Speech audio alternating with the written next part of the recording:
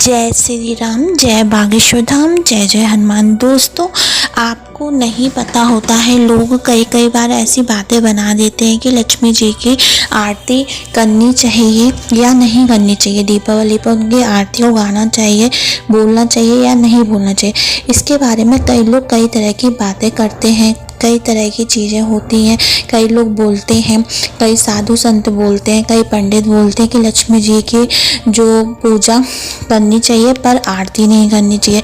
कई लोग बोलते हैं कि लक्ष्मी जी की आरती बिल्कुल भी करनी ही नहीं चाहिए। कई लोग बोलते हैं करनी चाहिए, और कब करनी चाहिए। कई लोग कहते हैं कि पहले ही कर लेनी चाहिए। कई कहते हैं कि गणेश जी की आरती के बाद दीपावली वाले दिन लक्ष्मी जी की आरती करनी चाहिए। कई लोग बोलते हैं कि लक्ष्मी जी की आरती करने से लक्ष्मी जी चली जाती हैं, फिर आपके घर में ठहरती नहीं है। बस थोड़े टाइम के लिए, थोड़े समय के लिए उनका आगमन होता है, उसके बाद लक्ष्मी जी का आगमन जो है वो आपके घर से चली जाती है क्योंकि आपने उनकी आरती कर दी।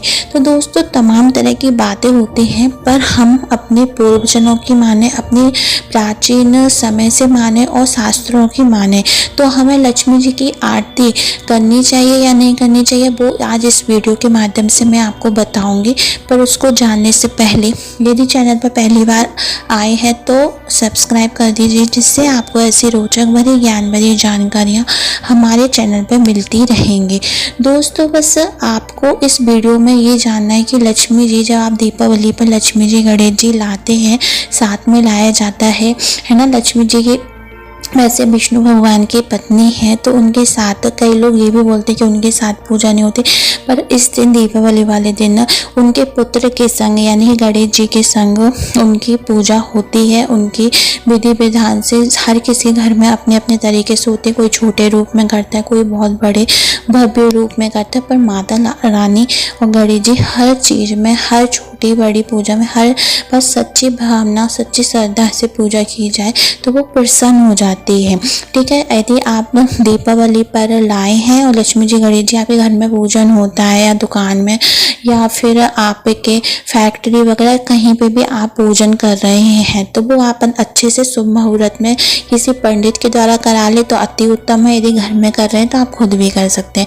अब बात आती है कि लक्ष्मी जी की आरती आपको करनी चाहिए, नहीं करनी चाहिए।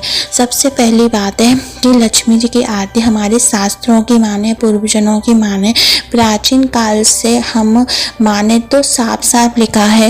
ये अब नए लोग आ गए, नई नई चीज़ें बता रहे हैं कि ऐसा करने से लक्ष्मी जी चली जाती है, ऐसा करने से लक्ष्मी जी ठहरती नहीं है। ऐसा कुछ नहीं है। दीपावली वाले दिन बस एक नियम है छोटा सा कि सबसे पहले आपको लक्ष्मी जी के दीपावली वाले दिन लक्ष्मी जी की आरती करनी चाहिए। सबसे पहले आप लक्ष्मी जी की आरती करिए, है ना। सबसे पहले माता की आरती कीजिए, फिर उनके पुत्र की आरती करिए। बस इतना सा आपका नियम है। इतना सा आपको नियम से, जैसे पूजन वगैरह कर लिया, उसके बाद जब आरती का समय होता है तो थालिया में सातिया बना के या बिंदी रख के दीपक मिलकाइए लक्ष्मी जी, गणेश जी के नाम का, और थोड़े से दीपक पर रोरी, टीका वगैरह सब लगाइए। फिर सबसे पहले वैसे गणेश जी की गाई जाती है। जब भी आप पूजा करते हैं या किसी भी मंदिर में गणेश जी की आरती पहले प्रारंभ की जाती है। किसी भी पूजा पाठ में गणेश जी से शुरुआत होती है, पर दीपावली वाले दिन आप लक्ष्मी जी की आरती, गणेश जी से आप पूजन कर सकते हैं शुरुआत, फिर लक्ष्मी जी का कर सकते हैं, पर आरती आप पहले लक्ष्मी जी की गाइए, अच्छे से बोलिए, संग से, है ना, घंटी से, अच्छे से जैसे करते हैं आप वैसे अपनी श्रद्धा से मन से करिए। फिर उसके बाद गणेश जी की आप आरती गा सकते हैं। फिर उसके बाद बस आप आरती समाप्त हो जाए, आरती लीजिए, उनको दीजिए, और पूरे घर में आप आरती का धुआं जो होती है, जो लो होती है, उसको फैला दीजिए। ऐसा करने से घर में किसी भी प्रकार की नेगेटिविटी होती है, नकारात्मक ऊर्जा होती है, ठीक है, वो हट जाती है और आपके घर में लक्ष्मी जी का वास हो जाता है, गणेश जी का वास हो जाता है, सुख समृद्धि शांति का वास हो जाता है।